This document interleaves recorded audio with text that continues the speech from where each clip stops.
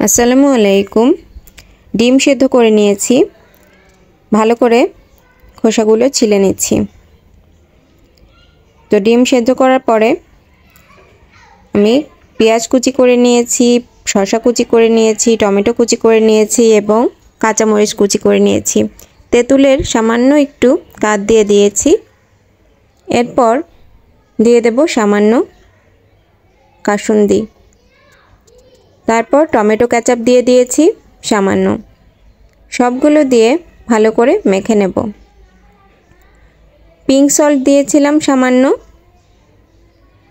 দিয়ে ভালো করে মেখে নিচ্ছি।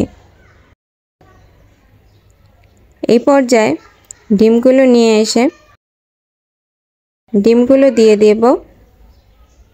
ডিমগুলো দেওয়ার আগে সামান্য ভাগ করতে চাইলাম, একটা অ্যাক্সিডেন্ট হয়ে গেল, একদম অর্ধেক হয়ে গেল।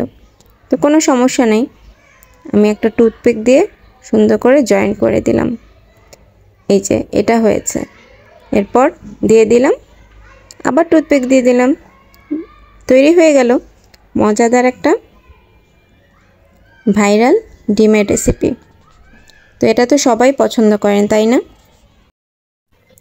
কিছু ডবল ফেসের মানুষ দেখবেন আপনার সাথে সাথে চলাফেরা করবে, ভালো কথা বলবে, ভালো সাজার ভান করে থাকবে। আপনি বিশ্বাস করতে পারবেন না যে ওরা আপনার পেছনে আপনার নামে মিথ্যা সমালোচনা করে বেড়ায়।